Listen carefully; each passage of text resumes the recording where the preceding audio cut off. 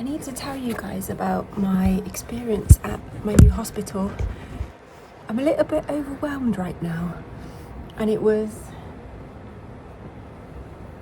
so much better than what I could ever anticipate. Anyway, I found this protein water, which is really exciting. 11 grams of protein. I'm gonna give these meals a go. Peri-peri chicken with green beans and rice.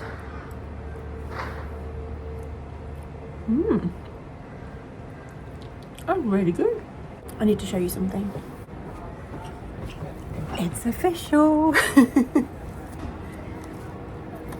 So I've got my new badge, EDRMO, which basically means I'm an emergency medicine resident medical officer. I don't have my ID badge yet, just loads of numbers, which is really helpful. But yeah, until my visa comes through, I won't be able to get my official pass, but that's okay. Oh, and also, sorry, I feel a bit all over the shop just because I was so taken aback by the experience I've just had at the hospital in a good way. Like I said on my previous video, I had this intuitive nudge to leave the NHS. There was just something about working in the NHS that never made me feel quite fulfilled, apart from during my first block in psych. But when I worked in cardiology and surgery, I just knew that there was something more nourishing, less stressful, and where people would just value you more as a doctor. I just sensed that, you know? But I could never have imagined how much different things are over here in a good way. Even just from my first day going to the hospital and speaking with, you know, a few of the staff members that have helped me with paperwork and a few other bits, I'm just so taken aback by how they treat you over here.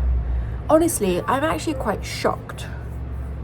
So this morning the plan was, sorry, I'm just going to eat at the same time because I had a vaccination for whooping cough, and it's made my arm go really sore. I've got like pins and needles, and it's made me feel quite sick as well. So I just need to eat at the same time. It's important to know what your options are if you're a doctor.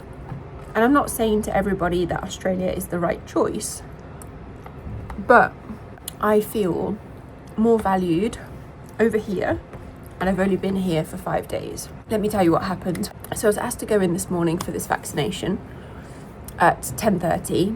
I got there at 10 o'clock, but they just saw me early, and then they wanted to take some bloods as well.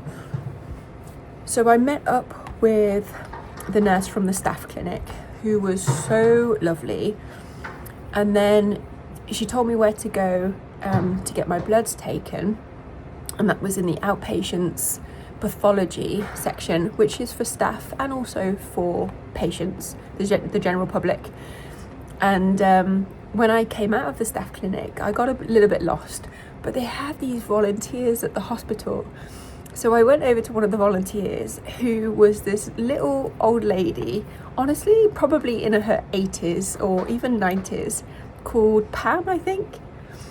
And she was like just the sweetest little old lady, and she was like, hello, I'm gonna take you. And she literally came in the lifts with me and took me all the way. She was so lovely, so kind, and she was like, I hope to see you around soon. And anyway, just so kind, so helpful. Then I had the bloods taken, had a good chat with the nurse in there. Then I met up with one of the staff members who has been helping me with all of the paperwork, and it was just so lovely to connect with her, because obviously we've been emailing for 6 months or 8 months, and to meet the person face to face. And I saw the person who offered me the job, and it was amazing. So I spent a good half an hour with that person, and she printed off all of the forms that she needed me to fill out.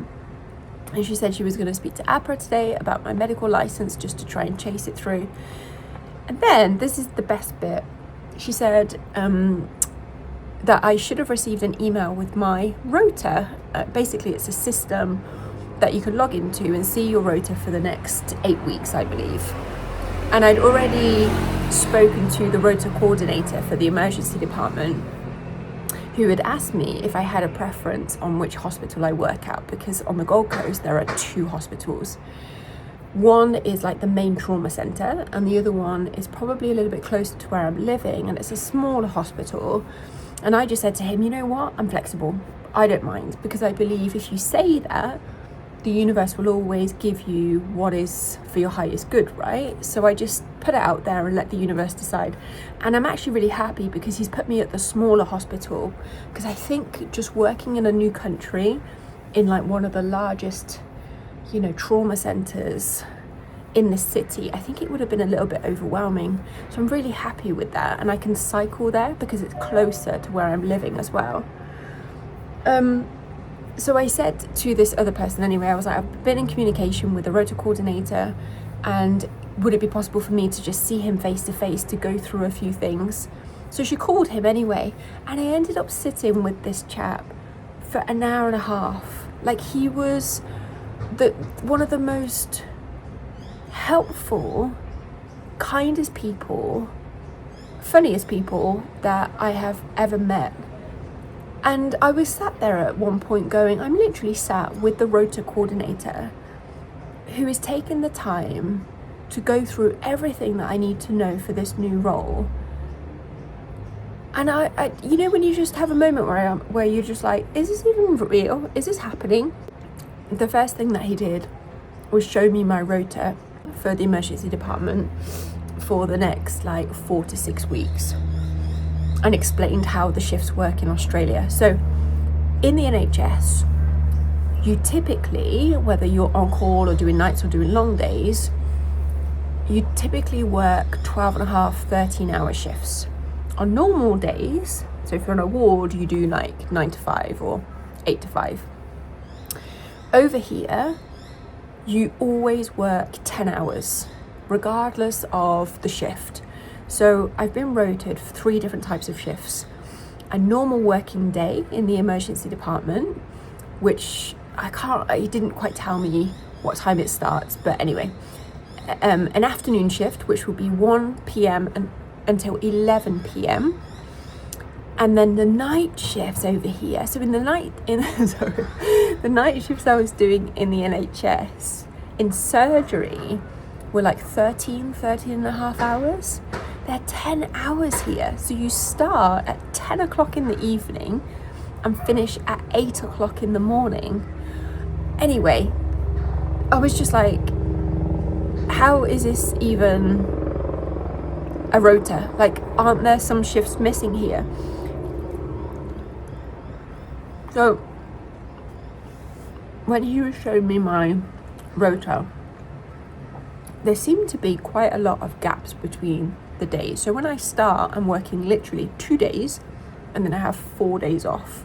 Then I'm working another 2 days, and then I have 3 days off. And then I'm doing like 3 night shifts, and then I have like 4 days off. And I said to him, I was just saying, like, where are all the other shifts that I need to work? And he said, no, this is your rota, this is it. So at the moment, my hourly rate, so in the UK, it was about £15 an hour. Over here, it's about £26 an hour. So if I do a locum shift, a 10-hour locum shift in ED, they pay you around £500 per day, which is amazing. Hospital is like a private hospital. It's so beautiful. There was a guy playing the piano downstairs. Anyway, coming back to this rota coordinator, I digress. He was then telling me that he could basically look at my rota and organise it so that I had 5, 6, 7 days off in a row, but without me having to use any annual leave. And he was like, Beck, let me just, work a few things here, so then you can go travelling, you can go exploring. And I was sat there and I was just in complete disbelief, because again, in the UK, I remember calling in sick for 3 days And I got this really snotty email from the rota coordinator saying 3 days is a lot to be unwell, you know? Whereas here, my new rota coordinator is sitting with me for an hour and a half, telling me everything that I need to know and how to maximize how much time off I have. He didn't have to do that, but he took the time to do it. And I felt so valued as a doctor and just as a human being, you know? And we were just talking about other stuff, and, you know, he was telling me where to get the best coffee in the hospital, how to get to the other hospital, like which buses to take. And honestly, anyway, he's basically given me 7 days off in December so I can go to Perth and Rottnest Island without me having to take any annual leave. He's just changed my rota around a little bit. Like, you just would not get that in the NHS. You just wouldn't. You just get given what you're given. And it's very difficult to even swap or request specific dates. So anyway, I sat with him for about an hour and a half. And I walked out of the hospital. We went through a few other things as well, but I won't bore you with all of the details. I will tell you one more thing though. He said, Beck, if things get overwhelming, because it's a new country, it's a new hospital, it's the emergency department, he said, give us a call and we can just look at your rota and give you a bit of time just to take a breath and get back into it. It's not a problem. Again, like, the support is absolutely brilliant. Yeah, so I walked out of the hospital, got on the tram, and just came back to the flat feeling like this is 100%, or this was 100% the best decision, probably the best decision that I've ever made to come out here, just from that interaction that I had with the rota coordinator and with, you know, the other people in the hospital. Just from those few interactions, it is 100% the best decision. One thing that I will never do is, you know, say anything bad about the NHS or anything to do with the UK, because those things had their place, and I'm very appreciative of the fact that I was able to work in the NHS for a year and I learned a lot. So when I make comparisons between the UK and Australia, I do it from a place of appreciation, and I never want my comparisons to come across like the UK is bad and Australia is great, because both have pros and both have cons.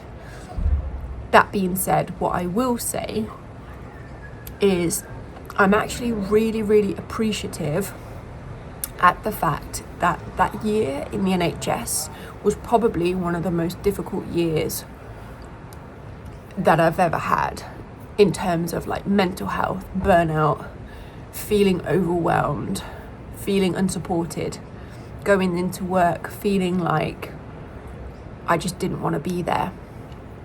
I'm appreciative of that so much more now, because it makes the contrast between that life in the UK and what I just experienced now so much more apparent, you know?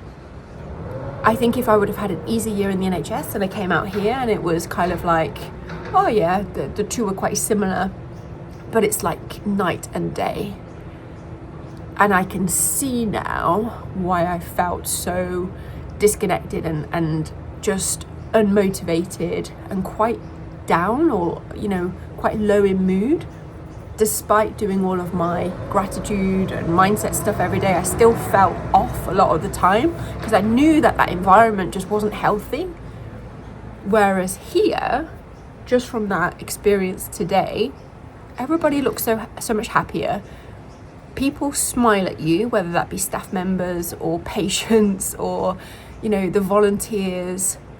The hospital is clean. I was shown the doctor's kind of break room, on-call room. It's clean, it's spacious, there's an outdoor area. I think the way that doctors get treated over here is very different. So all in all, it was a fantastic experience. I'm waiting for my medical registration to come through. I was due to start work on the 1st of September. Today's the 18th of August. And they said, you know what? It'll come through and it'll come through. Don't stress about it. You've got a job here. We'll just chase them every week for you and we'll just play it by ear, which is really helpful. But they said from the time that I get my medical license to my visa, it's normally a couple of weeks. So if my medical registration comes through this week, I should be able to start maybe around the 8th or 9th of September. Which will be good because financially, I definitely need to get back into work within the next month, ideally. I am super happy. I've got a call coming through, so I'm going to go. But I will speak to you in a bit.